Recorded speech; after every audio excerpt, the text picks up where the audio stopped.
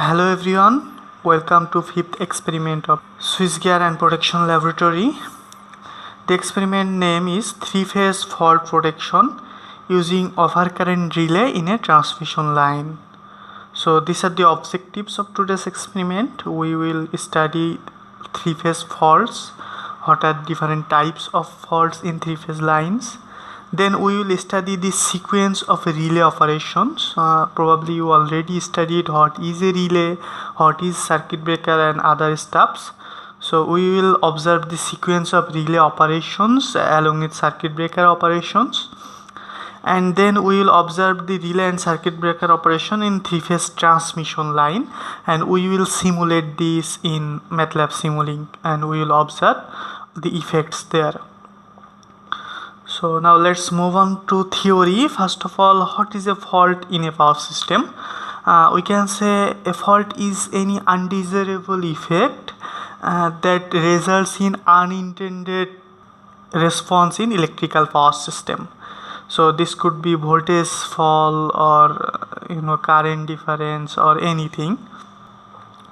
And in power system, a fault occurs when two or more conductors that normally operate with a potential difference come in contact with each other. That means it is saying that whenever some short circuit occurs, we may call it a fault. Among many other reasons, short circuit is one of the prevailing reasons.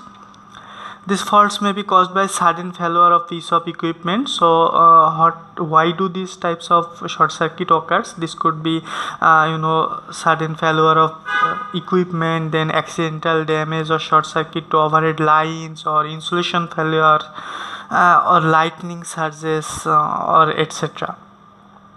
And we can classify these faults in two categories. First of all, symmetrical faults and then unsymmetrical faults. So let's dive into these categories. First of all, symmetrical faults. As the name suggests, it is symmetrical. Probably you already know that in three-phase lines, when we provide balanced phase, then there is a 120-degree phase difference among these phases. So if it is the voltage of, let's say, R phase, and if it is voltage of Y, and if it is voltage of B, then there will be a 120-degree phase shift between this, and also here 120 and here 120 as well. So this is called a symmetrical voltage, right? So whenever some fault occurs that results in symmetrical current, that means 120-degree displacement among that fault current, we call it symmetrical fault. So here symmetrical fault generally occurs when this three-phase, in three-phase line, either we have three-phase, and also at some points we also have some ground or neutral connection. So there could be four conductors. So when these three conductors make contact in each other, that means whenever some short circuit occurs, the fault we call generally symmetrical fault, because at this instant all three phases came close to each other. That's why the current due to fault are at 120-degree displacement. This is called symmetrical fault, and I can say that it comprises of all three lines short circuited, just like this. All three lines are short circuited to each other. Or it could be also like this, all three lines short circuited with an earth connection at the fault. So if it is connected to an earth as well, then it is also an example of symmetrical fault, and we will simulate this sort of symmetrical fault in our MATLAB Simulink. And this symmetrical fault actually rarely occurs in practice, but this is one of the severe type of faults. Here it is written, it is most severe and imposes more heavy duty on the circuit breaker. That means if any symmetrical fault occurs, then the fault current will be huge. So let's say at normal condition the current could be 50 ampere or 100 ampere, but whenever this symmetrical fault occurs, this current could be, let's say, 2000 ampere or 3000 ampere. Next fault is the unsymmetrical fault. So in case of unsymmetrical fault, all phases are not involved. So among many types, I can say this could be single line to ground fault. That means in this below figure, if you notice, single line to ground, that means any phase can be connected to ground. That means some short circuit to ground occurs, that's why the current will flow in this direction, and you know that ground has many low resistance, so obviously the current will be very high. So this is a fault, and this is called single line to ground fault or LG fault. This could be from Y to ground as well, or from B phase to ground as well.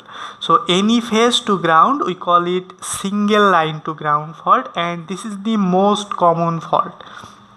If you notice here, it is written that most common type being a short circuit from on line to ground. So if I ask you in any viva or anywhere, what is the most common fault in a three-phase system, you should answer that it is single line to ground fault, because there are three lines and any lines could be connected to ground whenever fault occurs. So this is the most common fault. And second type is the line to line fault. That means whenever two lines are connected, we can also say it double line fault. The second one we can say double line fault because it involves two lines. So this could be either Y and B, or also either R and Y, and also it could be R and B as well. So these are double line fault, or also line to line fault, I can say.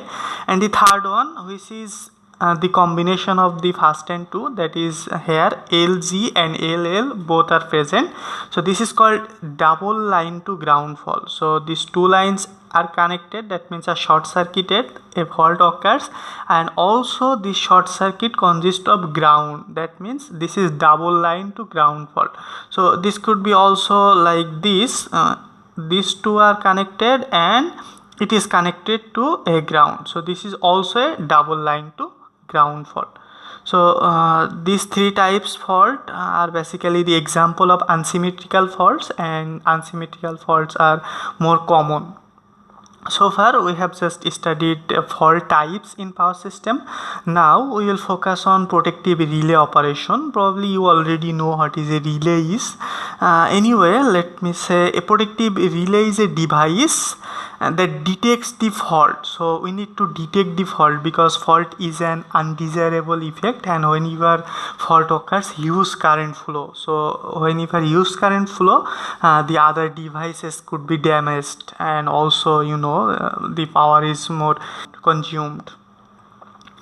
So I can say a protective relay is a device that detects the fault and also it initiates the operation of the circuit breaker. So relay and circuit breaker are two basic devices in these switchgear and protection laboratory courses. So what does relay do? Relay generally detects the fault, but it can't detach the circuit, or I can say it can't solve the fault issue. It just detects.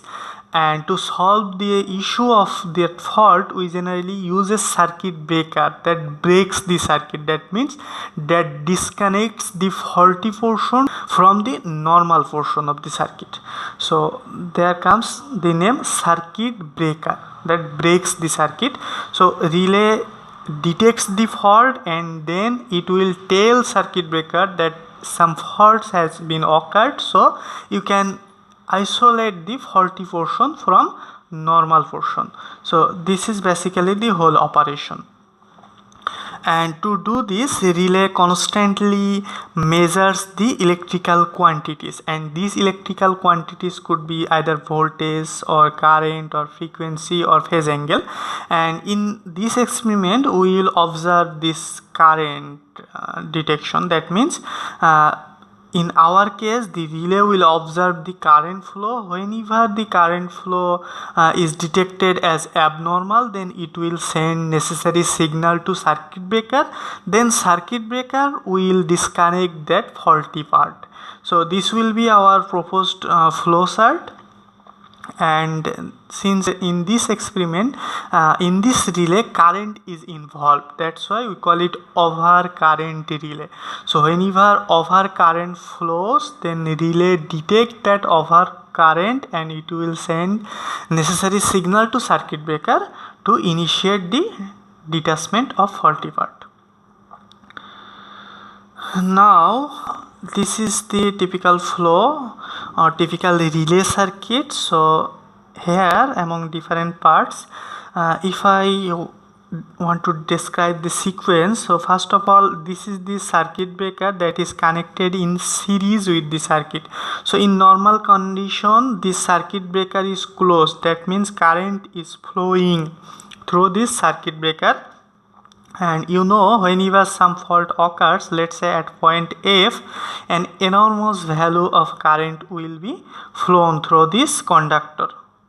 So whenever an enormous amount of current will be flown, we need to detect that fault, and I already mentioned that this current could be so higher. This could be, let's say, 1000 ampere or 2000 ampere or any higher value. So you can detect this higher value directly using relay. So you need some sort of transformation. That's why came the current transformer, which will generally transform this high current to a lower value. Let's say if we use a 300 by 5 ampere current transformer, then 300 ampere will be converted to 5 ampere. By this process we will then detect that lower amount of current in relay circuit. So that's why we generally connect the primary winding of that current transformer with the line, so it can transform that high current to its secondary, and this secondary portion is generally connected in a relay coil. So whenever that undesirable current will flow through this, so relay will detect this and it will initiate its signal. So if it is a mechanical connection, let's say like this, then it will close this one. So whenever this circuit is closed, if you notice here, so whenever this portion is closed, so it is a closed circuit. That's why this circuit breaker will then operate. So this is the flow. Let me clear all.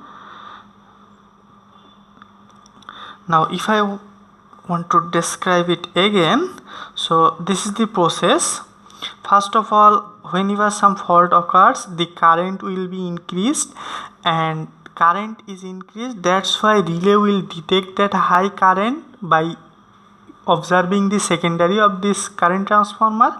Then it will close this connection, and this connection is closed, so this trip circuit is closed, and this trip circuit will trip this circuit breaker. That means circuit breaker will then disconnect it. That means now this portion, this faulty portion, is disconnected from this normal operation. There could be other loads or other circuits in this direction in which there is no fault occurs. That's why you need to disconnect this faulty portion. So that will be the job of this circuit breaker and a relay connection. And I just demonstrated the flow of operation. All things are written here. I think if you study this, you can understand, and also you can study those from your reference books. Now this simulation and other things I will describe when I will demonstrate the simulation portion. So that's all for now. Stay with me. I will demonstrate the rest options. Thank you.